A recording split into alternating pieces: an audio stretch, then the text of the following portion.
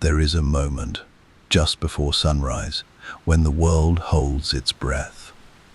The darkness does not surrender all at once. It retreats, slowly, deliberately, as if something immense and inevitable is drawing near. The horizon begins to glow with a warmth that is almost painful in its beauty. And for a brief, suspended instant, everything is still. The birds have not yet called. The wind has not yet stirred. And then, without fanfare, without a single sound, the light arrives. To the ancient Greeks, that moment was not a natural phenomenon. It was a presence, a being of such extraordinary radiance and power that no explanation short of divinity could possibly account for it. They called him Apollo, and for 1,000 years, across a civilization that would shape the foundations of the Western world, he was among the most worshipped, the most feared, and the most beloved of all the gods on Mount Olympus. He was, in the truest sense, a god for everything that mattered. Apollo was the god of the sun and light, yes, but to reduce him to that single title is to describe the ocean as simply wet. He was also the god of prophecy and oracles, the master of music and poetry, the patron of archery, the protector of truth, the divine patron of medicine and healing, and, with terrible symmetry, the bringer of plague and sudden merciless death. He presided over law, philosophy, and the civilizing arts. He was the guardian of young men entering adulthood, the protector of flocks and herds, and the divine sponsor of civilization itself. Of all the things that separate human beings from animals, wherever order imposed itself upon chaos, wherever beauty was carved from ugliness, wherever truth was spoken in the presence of lies, the ancient Greeks believed that Apollo had been there first. No other deity in the Greek pantheon held so many domains simultaneously, and held them all with such authority. He was the son of Zeus, the king of gods, and Leto, a titaness of quiet dignity, born on the floating island of Delos alongside his twin sister Artemis, goddess of the hunt. From the very first moments of his mythological existence, Apollo was marked as extraordinary. Before we continue, if these stories have become part of your nights, consider subscribing to the channel as we prepare another story for you. Thank you, and enjoy the rest of the story. The island of Delos, it is said, burst into golden light the moment he arrived into the world. Sacred swans circled the island 7 times. Even the gods on Olympus, who were not easily moved, reportedly stood and stared. He did not take long to announce himself, at only 4 days old. In the compressed, magnificent logic of myth, Apollo strode off to hunt and destroy the great serpent Python, a monstrous creature of darkness and chaos that had terrorized the region of Delphi and tormented his mother Leto during her pregnancy. Armed with the silver bow his twin sister Artemis helped bring into being, the infant god tracked the python to its lair, unleashed a volley of arrows, and killed it where it coiled. No hesitation, no mercy, no negotiation with darkness. He then claimed Delphi for himself, and in doing so, claimed something far more significant than real estate. Delphi became the most important religious site in the ancient Greek world. The oracle of Delphi, the Pythia, was Apollo's voice on earth, a priestess who would fall into divine trance and speak his prophecies, her words reshaping the fates of kings, armies, and entire city-states. For centuries, no military campaign of consequence was launched, no colony founded, no dynasty established without first consulting the oracle at Delphi. Apollo, through her trembling lips, had his hand in nearly every significant decision in ancient Greek civilization. This was a god who did not merely inhabit the world, he curated it. His power in the stories was immense and multi-directional. He could heal with a touch or destroy with an arrow. He could drive men to madness or grant them the most luminous clarity of mind. His music, played upon the silver lyre gifted to him by his half-brother Hermes, was said to move the stars in their courses. When he was pleased, crops grew, rivers ran clear, and cities prospered. When he was offended, and Apollo could be offended, deeply and without warning, the consequences arrived without mercy.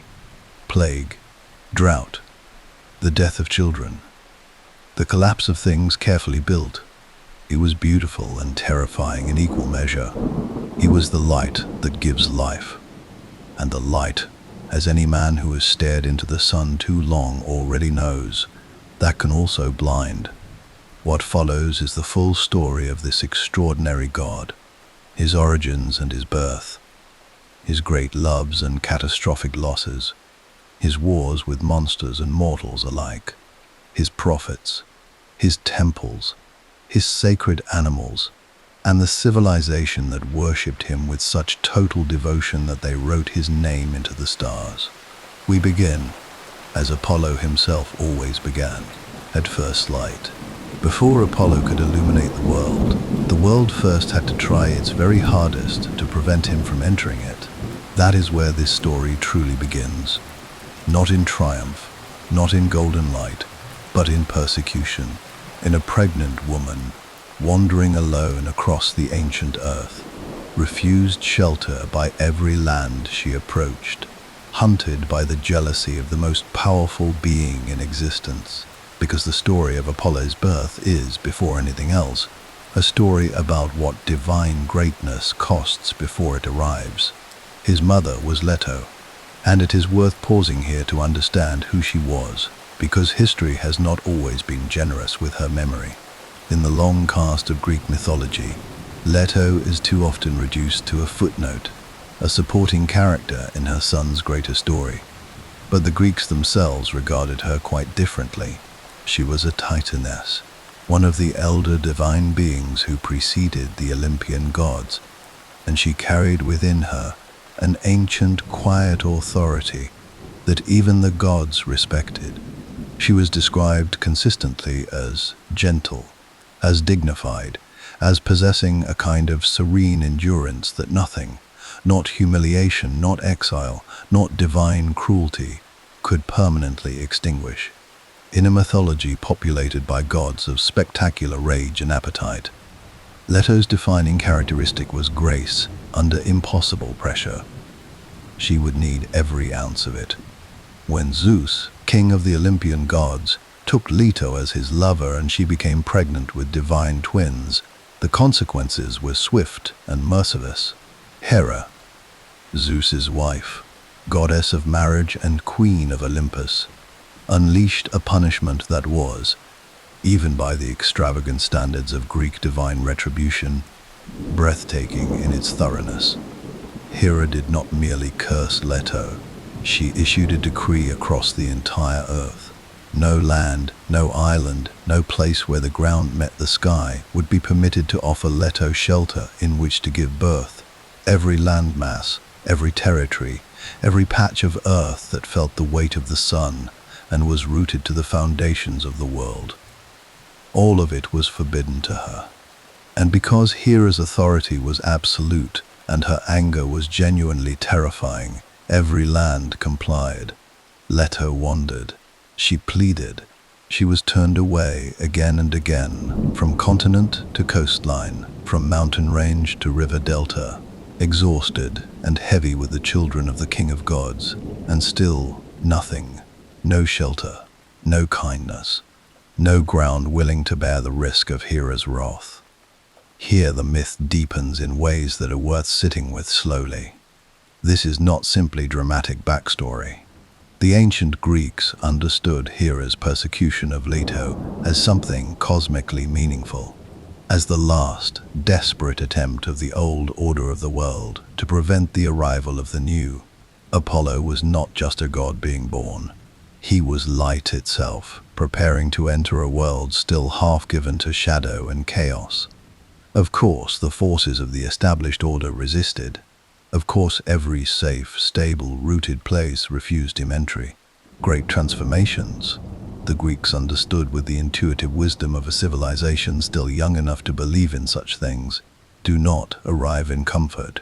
They are always preceded by a long period of wandering in the dark.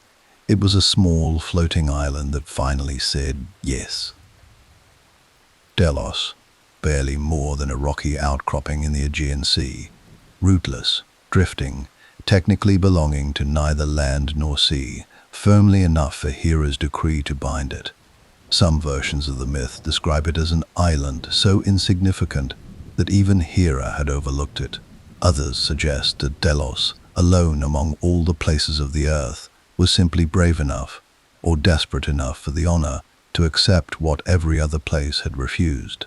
In exchange for its willingness, Leto promised that the child born there would build his most sacred temple on its shores, and that Delos would become the most celebrated and prosperous of all islands in the Greek world. For a rocky, drifting scrap of land in an otherwise indifferent sea, it was an offer too glorious to refuse. And so Leto came to Delos, and here Hera made one final cruel intervention. The goddess of childbirth was Eileithyia, and Eileithyia answered to Hera. Without her presence, labor could not progress to delivery. Hera, knowing this, kept the goddess of childbirth detained on Olympus, ensuring that Leto's labor extended not for hours, but for 9 days and 9 nights. 9 days of suffering on a barren island rock, with all the goddesses of the world gathered around her in sympathy and helplessness, unable to end her agony. It was only when the other goddesses, unable to bear witness to her suffering any longer, sent Iris, the goddess of the rainbow, divine messenger, to secretly offer Eileithyia a necklace of amber and gold 9 cubits long, that the goddess of childbirth finally slipped away from Hera's watchful presence and made her way to Delos. The moment Eileithyia arrived and took Leto's hand, the labor broke. Leto knelt beside a sacred palm tree, gripping its trunk, a detail the Greeks remembered so specifically that the palm tree became sacred ever after, and the twins were born. Artemis came first, the huntress, arriving so cleanly and with such ease that she immediately turned to assist in her own twin brother's birth. And then Apollo. The sacred swan circled. The island itself, rootless and wandering for all the centuries of its existence, suddenly stopped drifting and became fixed to the ocean floor, anchored at last by the weight of what had just arrived upon it. The goddesses gathered around the infant cried out in wonder. The entire island, the legends say, was flooded instantly with golden light, not the borrowed light of the sun already overhead, but something emanating from the child himself, as if the light had not been waiting outside to enter, but had in fact always been inside him, waiting only to be born.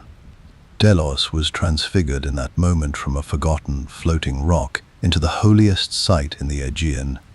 And yet, Apollo did not linger. This is one of the most telling things about the god's character as the Greeks imagined him. He was not a deity who arrived and settled into comfort.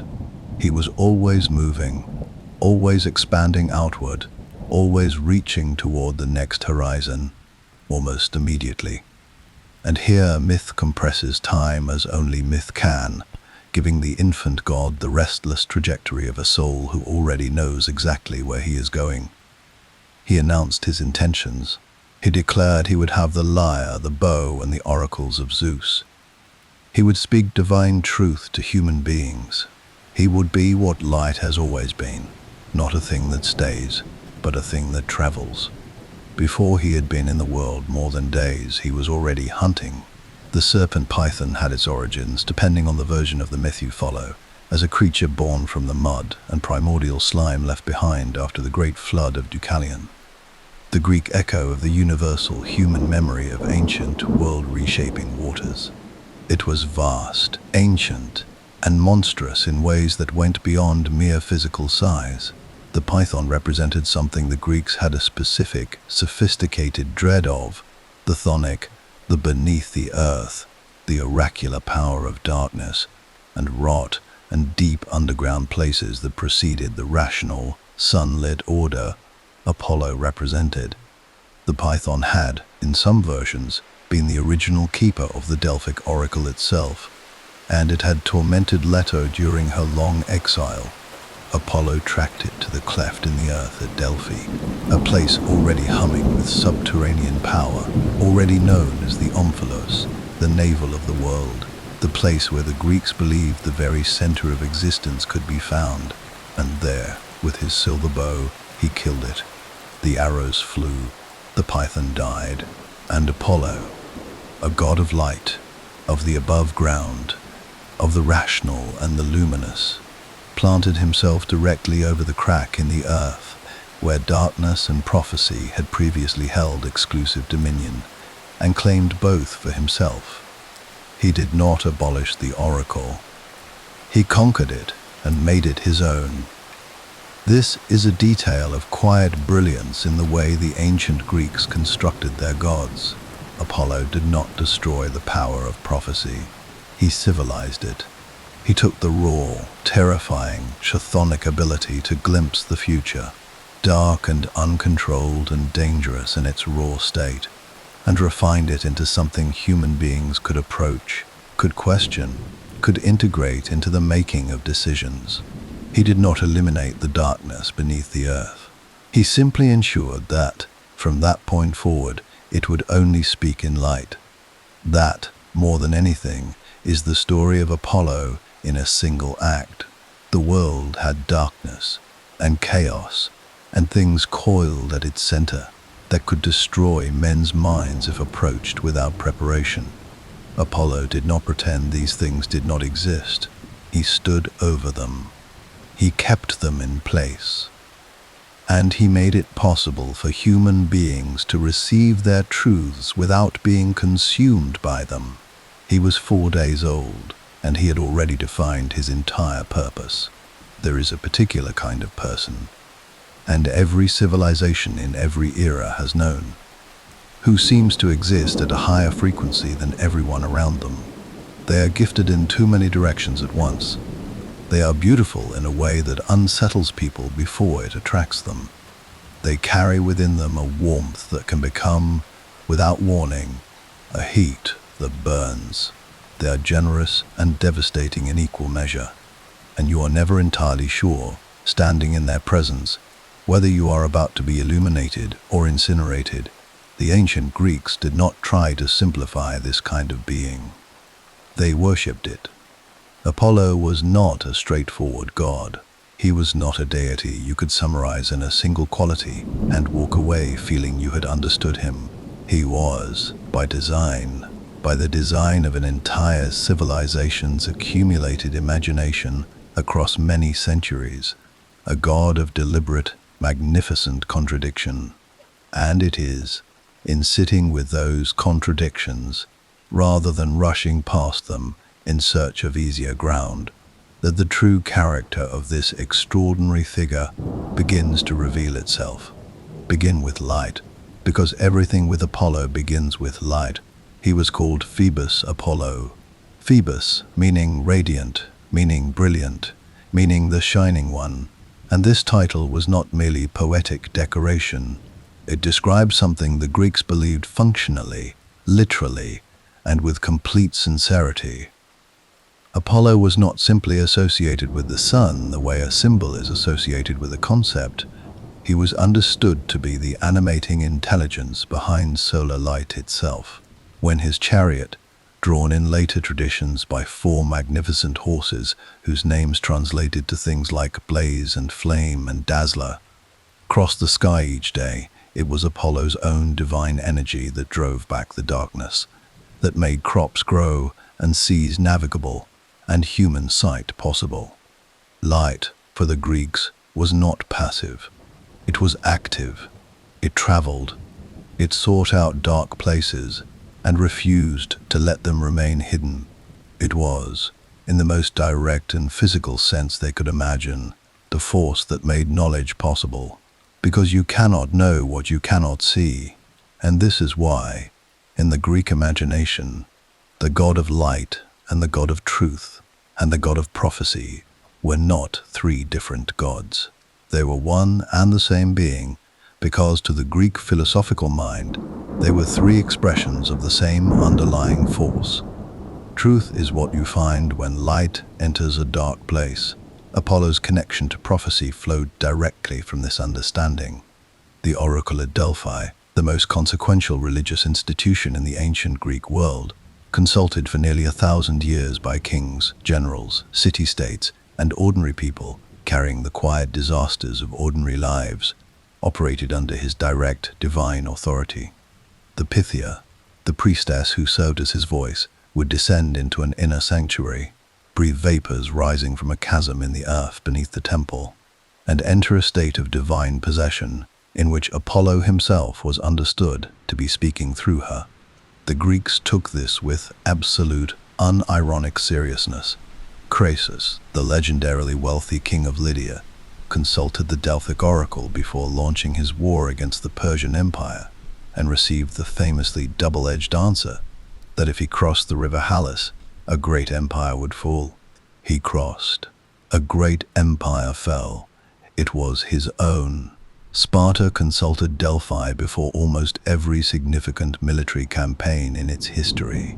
Athens sought Apollo's guidance before and after the Persian Wars, the founding of colonies across the Mediterranean world. Those extraordinary leaps of Greek civilization outward into unknown coastlines and foreign territories was almost always preceded by a consultation at Delphi. Apollo did not simply predict the future, he authorized the future. He was the divine stamp of approval upon human ambition, and his refusal, or his cryptic conditional endorsement, shaped the course of centuries. But the God of truth was also, with a completeness that the Greeks never flinched from, the God of music.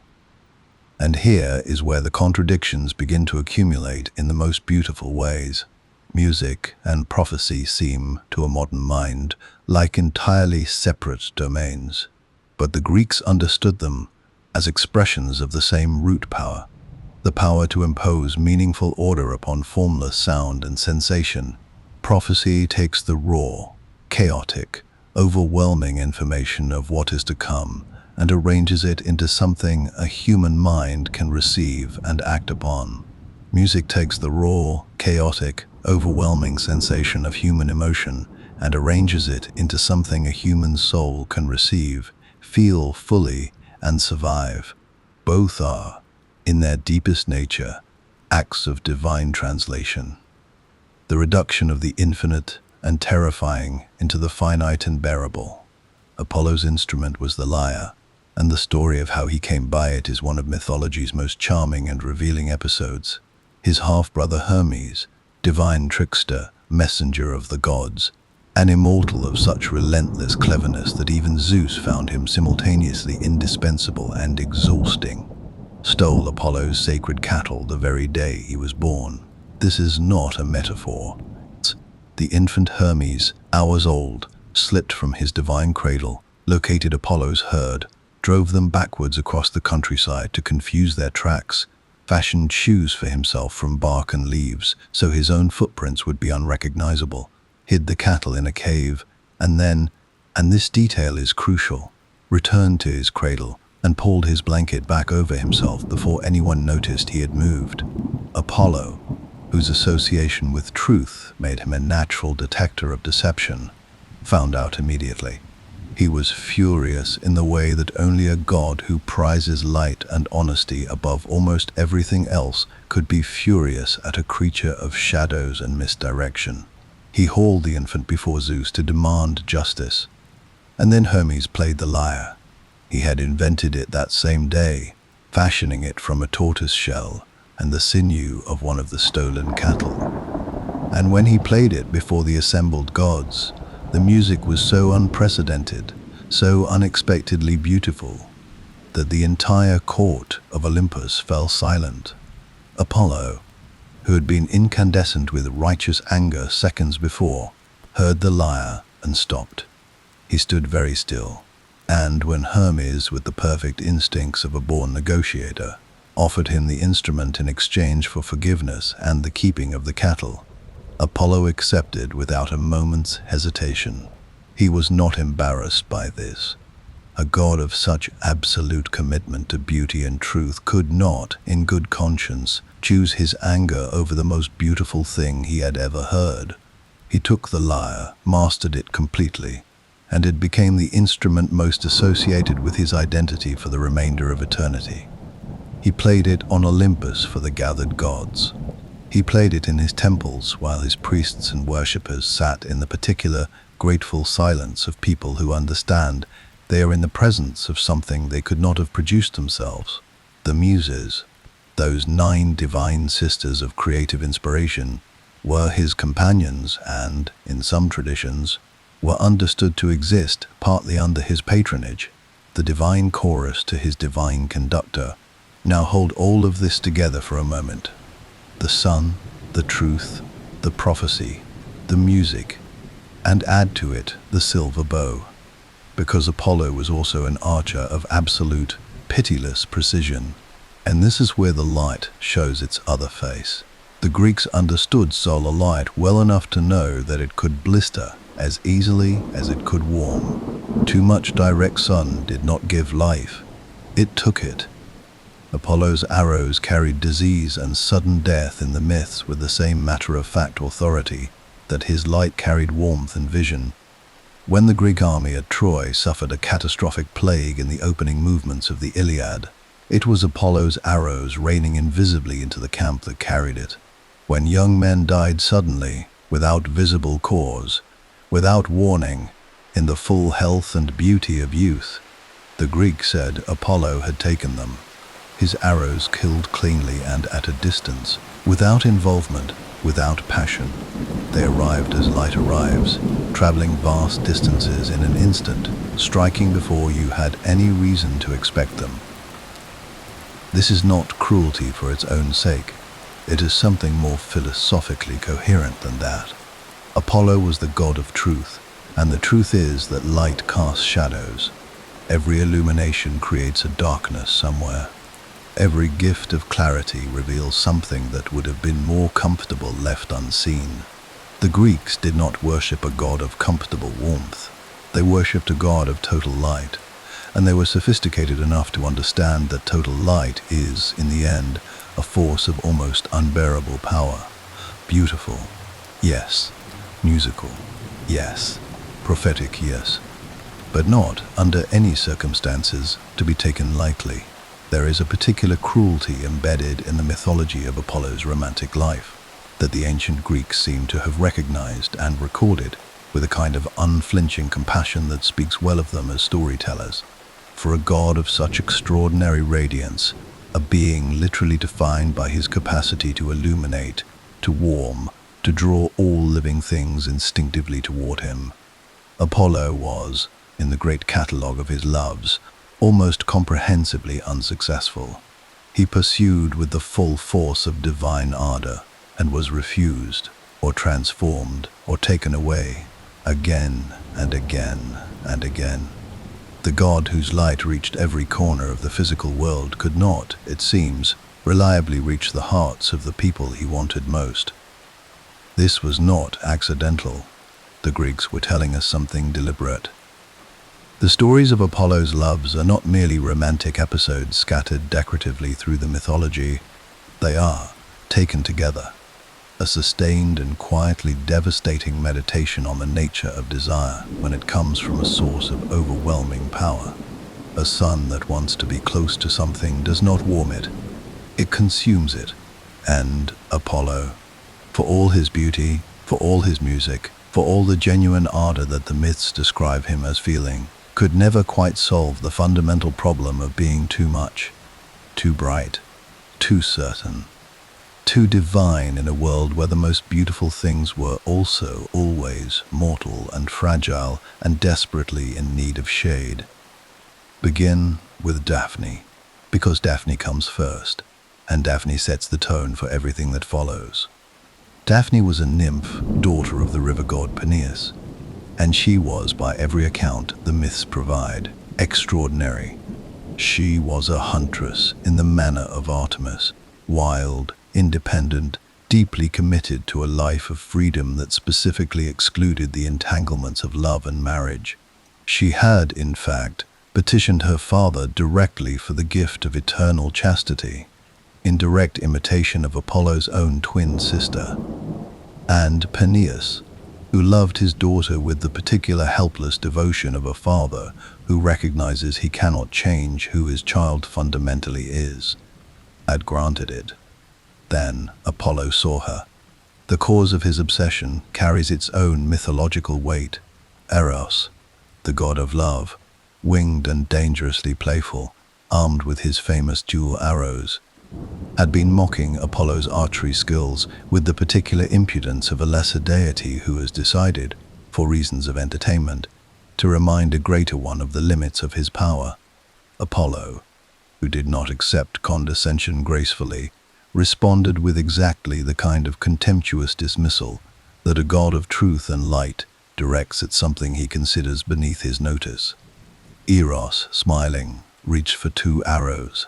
The first was gold, the arrow of irresistible desire. The second was lead, the arrow of absolute aversion. He shot Apollo with the gold one, and Daphne with the lead, and then folded his wings and waited to see what would happen next. What happened next was a pursuit across the ancient landscape.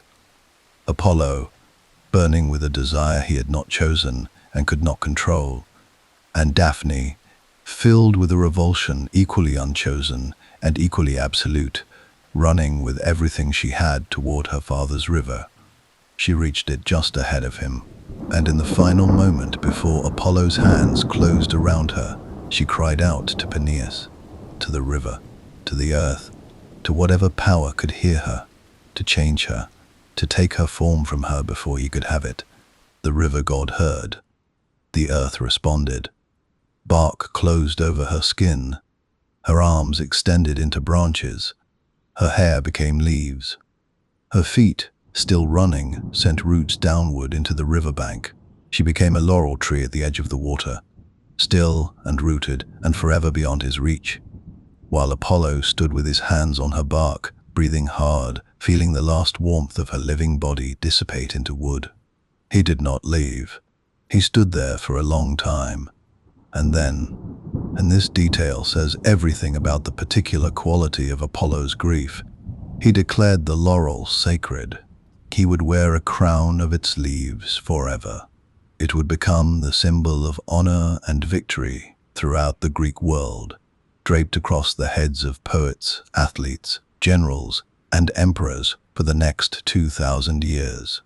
Because Apollo could not have Daphne, he ensured that she would be remembered, that she would be honored, that every moment of human triumph in the civilization he patronized would carry her leaves upon its brow. He transformed his loss into a form of permanent devotion. Then there was Hyacinthus, and this story lands differently. It lands harder, because Hyacinthus was not running away. He was a Spartan prince of exceptional beauty and, unlike Daphne, unlike so many others, he actually loved Apollo in return. The two of them spent their days together in the way that only gods and their beloved mortals can in mythology, outside of ordinary time, in a space of pure companionship and warmth. They ran together, hunted together, and Apollo taught him music and the arts with the particular generosity of a god who has found, finally, someone genuinely willing to receive what he has to give. They were throwing the discus together one afternoon in the fields, a detail so domestic in its ordinariness, so deliberately undramatic in its setting, that it makes what happens next feel all the more savage. When the wind changed, Zephyrus, the west wind, had also loved Hyacinthus and had been refused. Jealousy, in Greek mythology, is never a merely human emotion. When a divine being is jealous, the wind itself becomes a weapon.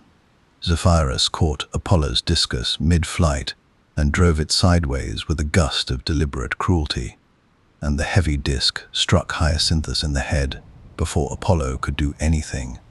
Before any god of light and truth and healing could intervene in the single second that the darkness required to take everything, Apollo held him as he died. He tried everything he knew, and he knew more about medicine and healing than any being in existence. It made no difference. Some deaths cannot be argued with, not even by gods. Hyacinthus died in the arms of the one who loved him most, on a perfectly ordinary afternoon, because jealousy had redirected a discus by 3 inches. From the blood where Hyacinthus fell, Apollo caused a flower to grow, the hyacinth, its petals marked with the letters of grief. Ai. Ai meaning alas, inscribed by the god's own mourning into the flower's markings, so that the earth itself would carry the notation of his sorrow in perpetual bloom. He did not move past this loss. He carried it the way people carry the deaths of those they should have been able to protect, with a guilt that reason cannot fully dissolve, because reason was never the point.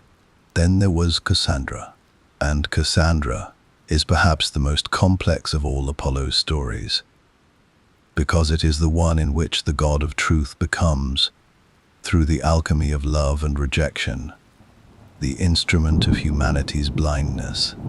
Cassandra was a Trojan princess, daughter of Priam and Hecuba, and she possessed an intelligence and a beauty that drew Apollo's attention with absolute force.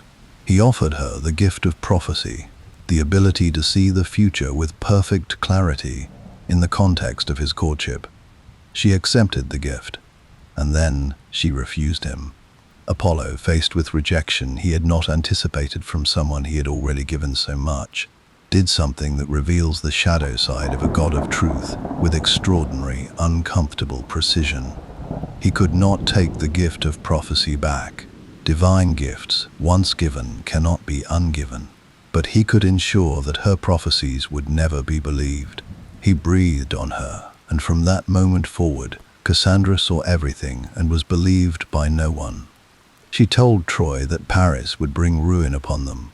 She told them not to accept the wooden horse. She screamed the truth at the top of her voice, in the hearing of everyone who had the power to act on it, and was dismissed, and mocked, and led away by worried relatives who thought her mind had broken. She watched, with full foreknowledge, every single disaster unfold exactly as she had described it, unable to prevent any of it, unable even to convince a single person that she was not mad. There is no crueler punishment the god of truth could have devised. He did not make her lie. He did not take her sight. He simply ensured that truth, when it came from her mouth, landed in the world as noise. Apollo, in the story of Cassandra, shows us something the Greeks were brave enough to put into their mythology and leave there without resolution, that even the god of truth, when wounded and diminished by rejection, can become the source of a darkness as absolute as any python coiled in the earth. Light, when it is withheld deliberately, is not neutral. It is its own kind of shadow. There is a particular quality to the anger of a god who is, by his deepest nature, associated with order, truth, and light. It is not the volcanic immediate fury of Ares, who was wrath as a permanent condition, a deity so constitutionally belligerent that the other Olympians largely found him exhausting. It is not the cold, administrative vengeance of Hera, who planned her punishments across years and decades with the patience of someone who has all of eternity and intends to use it. Apollo's anger was something different from both of these, and in many ways more terrifying than either. Apollo's wrath arrived like an eclipse. It came without adequate warning.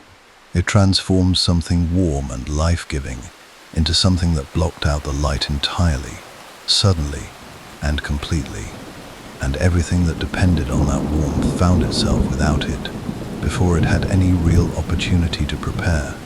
And then, when the punishment had run its precise, sufficient course, the light returned, as if nothing had happened, and the world was simply expected to continue.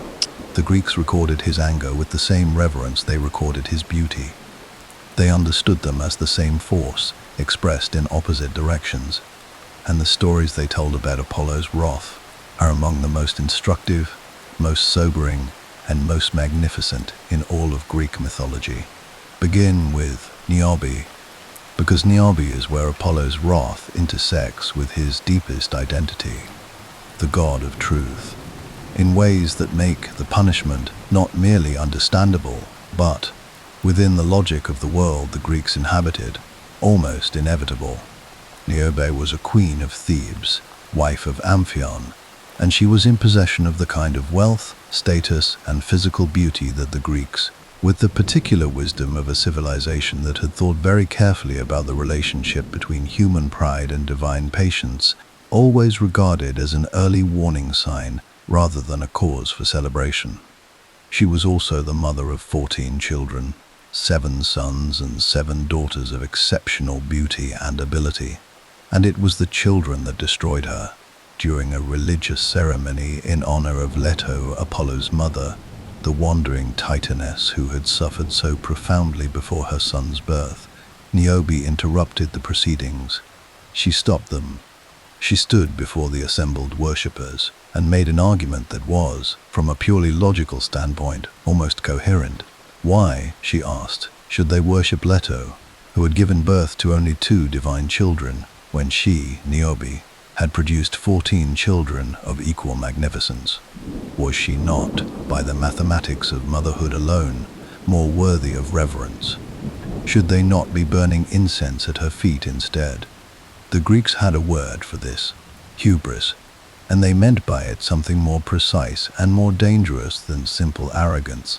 Hubris was the specific act of placing oneself above the divine order, of claiming a space in the hierarchy of existence that had not been assigned to you, of looking at the gods and deciding that the distinction between mortal and divine was a matter of opinion rather than a fundamental truth of the universe.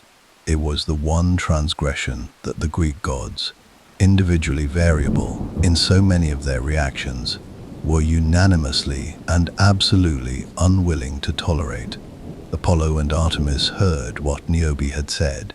They came down from Olympus together, the twin children of the mother who had been insulted, and they moved through Niobe's household with the silent efficiency of divine justice. Apollo's arrows found her 7 sons one by one. Artemis's arrows found her 7 daughters.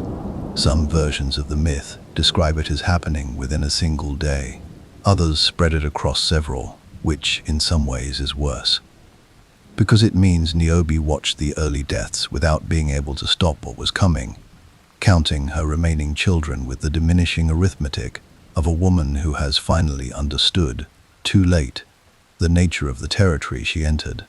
When it was over, Niobe had nothing, and the grief was so total, so absolute, so far beyond the capacity of a human body to contain and survive, that the gods transformed her into a rock, a weeping cliff face on Mount Sipylus, from which water ran perpetually, as if the stone itself was crying. The Greeks pointed to that cliff for generations afterward and said, "There is what pride costs when it turns its face toward the gods." Apollo did not linger to observe the aftermath. He never did. The punishment was the message. Everything else was commentary. Then there was Marsyas, and this story illuminates a different face of Apollo's wrath entirely. Not the wrath that defends his family or his mother's honor, but the wrath that defends his art, which is, in some respects, the most revealing of all. Marsyas was a satyr, one of those half-human, half-goat creatures of the wild places who populated the edges of the Greek mythological world with boisterous, undisciplined energy. And he had found the aulos, a double-fluted wind instrument that Athena had invented and then discarded after noticing that playing it distorted her face unattractively. Marsyas, without the burden of divine vanity, played it with complete abandon, and he was, by all accounts, extraordinarily good. So good, in fact, that he began to believe he was better than Apollo himself. He issued a challenge, a musical contest to be judged by the muses. Winner would choose any punishment they wished for, the loser. The contest in its early stages was genuinely close. The muses listened carefully and could not easily separate them. Apollo, who understood the nature of the moment with the precise instincts of someone who had never actually lost anything that mattered, then made a move that was either brilliantly creative or simply unfair, depending on your disposition. He turned his lyre upside down and played it inverted, producing the same music, and challenged Marsyas to do the same with his flute. A wind instrument played upside down is simply a wind instrument that produces no sound at all. It cannot be inverted without losing its function entirely. Marsyas could not match the challenge. Apollo won. He chose his punishment with the calm deliberation of someone who has already decided that the lesson needs to be total. He had Marsyas tied to a tree and flayed alive, skinned, in the most literal and brutal sense of the word, while still breathing, as the price for having challenged the god of music on music's own terms. The Greeks did not soften this. They recorded it plainly. They depicted it in sculpture and painting across centuries, and they left it in the mythology without editorial comment or redemptive coda. Marsyas suffered enormously. His blood became a river that bore his name, and the lesson was understood by everyone who heard it. Do not challenge Apollo on the ground he has claimed as his own, not because he is petty. He is not petty, but because he is absolute. And there is a difference between a god who punishes out of wounded ego and a god who punishes because the alternative, a world in which the boundaries between the divine and the mortal are negotiable, is, to a deity of truth and order, a more profound threat than any enemy he could face with his bow. Apollo also turned his wrath, on at least one critical occasion, against the mechanisms of death itself, when his son, Asclepius, the great physician, perhaps the most gifted healer the world had ever seen, taught everything Apollo knew about medicine and more, was struck down by Zeus's thunderbolt for the crime of raising the dead and thereby disrupting the natural order of mortality. Apollo's grief curdled instantly into fury. He could not strike Zeus. No god could directly challenge the king of Olympus and expect to survive the attempt. So he found the next link in the chain, the Cyclopes, who had forged Zeus's thunderbolts. He descended upon them with his silver bow and killed them. Zeus, enraged at the murder of his weapon makers, punished Apollo with a year of mortal servitude, stripping him of his divinity for 12 months and forcing him to serve the mortal king Admetus as a common shepherd. And here, in perhaps the most quietly extraordinary turn in all of Apollo's mythology, the god of light and truth and divine order became a shepherd. He tended animals in a field. He lived at the level of mortality for a full year, feeling its texture, its limitation, its dependence on the same light he had always provided from above, but never experienced from below. He served his sentence without rebellion, and the accounts of this period describe something unexpected. He served it well. Admetus's flocks flourished beyond all natural explanation. His cattle produced twins. His fields grew abundant, because Apollo, even stripped of his divine station, could not stop being what he was at his absolute core. Light does not stop being light because you take away its source. It finds another way to arrive. Every civilization eventually has to reckon with what it worshipped, not in the sense of regret, though that sometimes comes too, but in the deeper, more searching sense of understanding what the objects of devotion reveal about the people who chose them. What a culture decides is holy tells you, with extraordinary precision, what that culture most deeply valued, most genuinely feared, and most urgently needed to believe was protected by something larger than itself. The Greeks worshipped many gods, across many centuries and many city-states, and each of those gods illuminates a different facet of the Greek soul. But Apollo, more than perhaps any other figure in their vast and magnificent pantheon, illuminates the thing the Greeks valued above all else. They wanted the world to make sense, not to be comfortable, not to be painless, not to be fair in the small, domestic way that fairness operates between neighbors settling a boundary dispute. They wanted the cosmos itself to have internal logic, to be structured according to principles that a sufficiently brilliant, sufficiently courageous human mind could locate and understand and navigate. They wanted truth to exist as a discoverable thing rather than an infinite darkness. They wanted beauty to be real rather than arbitrary. They wanted the future to be, if not controllable, at least legible to those willing to make the journey to Delphi and ask the right questions with sufficient humility. Apollo was the god who made all of that possible. Or rather, he was the god who represented the possibility that all of that was true. And in a world as uncertain and as brutal as the ancient Mediterranean, that representation was not a small thing. It was the difference between a civilization that could build and one that could only survive. His temples spread across the Greek world with a reach that reflected his centrality to Greek identity. Delphi, of course, was the crown, the sanctuary high in the mountains of Phocis, where the oracle held court, where the sacred flame burned continuously, where the inscription, "Know thyself," was carved into the entrance and read by every pilgrim before they descended to seek the god's truth. That inscription alone, 2 words, quietly revolutionary, encapsulates the entire Apollonian project. Not obey the gods or fear what you cannot control or accept your fate without question. Know yourself. Use the gift of rational self-examination. Bring the same light you carry outward into the interior darkness of your own nature. The temple at Delos, built upon his birthplace, became one of the great religious centers of the Aegean, a place of pilgrimage and festival where the sacred and the civic intertwined in the particular way the Greeks excelled at, where poetry competitions and athletic games and religious ceremony occupied the same sacred calendar without any sense of contradiction. Apollo presided over all of it, because for the Greeks there was no contradiction. The athletic body at its peak of trained perfection was a form of beauty, and beauty was a form of truth, and truth was Apollo's domain. The poem that moved an audience to tears was a form of prophecy.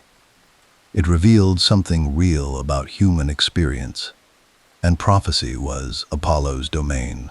The healed body, restored to health and function after illness, was a form of light reclaiming territory from darkness, and light was Apollo's domain. He was everywhere in Greek life because the things he represented were everywhere in Greek life.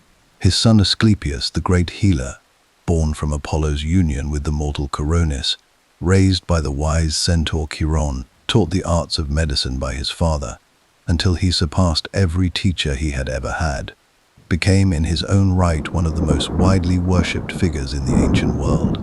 The Asclepians, healing temples built in his honor, were scattered across the Mediterranean and functioned simultaneously as religious sanctuaries and medical institutions, places where the sick came to sleep within the precinct and receive healing dreams that the priests interpreted alongside physical treatments. The snake-entwined staff of Asclepius, the caduceus of the healer's art, is recognizable still on the signage of medical institutions across the modern world. Apollo's legacy runs, in direct and unbroken line, through every doctor who has ever attempted to push back the boundary between life and death. The Muses, those 9 sisters of creative inspiration, gathered under Apollo's patronage and made him the divine patron of what the Greeks called the music, the arts of the Muses, which encompassed not merely music in the narrow modern sense, but the entire range of human creative and intellectual achievement.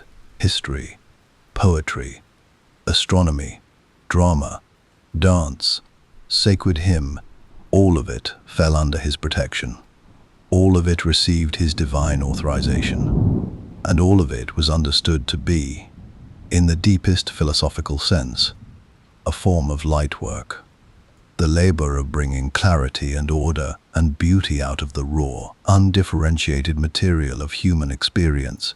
When Rome absorbed the Greek world, not merely conquering it militarily, but consuming it culturally, with the particular thoroughness of a civilization that recognized it had encountered something greater than itself. Apollo was one of the very few Greek deities adopted wholesale, without significant alteration or Roman reinterpretation, under his own name. He remained Apollo. The Romans did not feel the need to rename him, to fold him into an existing Roman deity, to sand down his edges for domestic palatability. They took him exactly as he was. The Emperor Augustus, who understood mythology as a political instrument with a sophistication that has rarely been matched, adopted Apollo as his personal divine patron and sponsor. He built a magnificent temple to Apollo on the Palatine Hill in Rome, directly adjacent to his own residence, and positioned himself in the public imagination as the human representative of Apollonian values: order, civilization, the arts of peace, the banishment of chaos. The Pax Romana, that long, extraordinary period of relative stability across the Roman world, was consciously framed by Augustan propaganda as an Apollonian achievement, the triumph of light and order over the darkness of civil war and barbarism. Apollo, in this way, became the theological architecture of empire. His influence did not stop at the borders of the ancient world. When the Renaissance rediscovered classical antiquity with the hunger of a civilization that had been living in a narrower imaginative space and suddenly remembered what breadth felt like, Apollo returned with it. He appeared in painting after painting: Raphael's Apollo, Michelangelo's studies of the god, Bernini's extraordinary sculpture of Apollo and Daphne, which catches the precise moment of transformation with a technical virtuosity so stunning that viewers have stood before it for 4 centuries with their hands over their mouths. He appeared in poetry and philosophy, and in the emerging sciences, because the men who were remaking the intellectual world of Europe in the 16th and 17th centuries understood themselves, consciously or not, as engaged in an Apollonian project, the project of bringing light into darkness, of making the hidden visible, of insisting that the universe operated according to discoverable principles rather than arbitrary divine caprice. The German philosopher Friedrich Nietzsche, writing in the 19th century, made Apollo the central figure in one of the most influential frameworks for understanding art and civilization ever proposed, placing him in permanent, generative tension with Dionysus, the god of wine and ecstasy and dissolution, as the 2 fundamental drives of human creative life. The Apollonian impulse toward form, clarity, individuation, and rational beauty. The Dionysian impulse toward merger, ecstasy, the dissolution of boundaries, and the terrifying creative power of chaos. Nietzsche argued that the greatest human art arose from the tension between these 2 forces, that neither alone was sufficient, but that without the Apollonian dream of luminous order, the Dionysian darkness had nowhere to land and no form in which to become meaningful. 3,000 years after the priests first lit the sacred flame at Delphi, a 19th century German philosopher was still using Apollo as his primary intellectual tool for understanding what art is and how civilization works. That is not the legacy of a myth. That is the legacy of an idea so true that it refuses to become historical. And then there is the final thing, the thing that perhaps matters most, when all the temples have crumbled and all the oracles have fallen silent and the sacred flame has long since gone out. Apollo was the god who insisted, above all else, that human beings were capable of receiving the truth. Not comfortable truths, not convenient truths, not the truths that confirmed what people already believed and wanted to keep believing. The oracle at Delphi was famous for delivering answers that were difficult, ambiguous, demanding, answers that required the questioner to grow in order to understand them. Apollo's truth was never the truth that let you rest. It was always the truth that asked something further of you. Know thyself. 2 words at the entrance to his greatest temple. Not know the gods, not know your place, not know your fate and accept it without complaint. Know yourself, and in doing so, participate in the only project that the God of light considered truly sacred, the project of a human being turning its own best intelligence upon its own interior darkness and refusing to look away. He was the sun. He was the arrow. He was the lyre and the oracle and the laurel crown. But at the absolute center of everything Apollo represented, beneath every title and every myth and every temple built in his name, was a single radical proposition, that the light is always there, even when you cannot see it.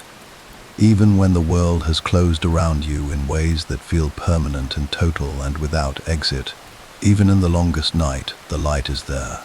And it is moving toward you with the same absolute, unhurried certainty with which the sun moves toward the horizon every single morning. It has never once, in all the long history of the world, failed to arrive.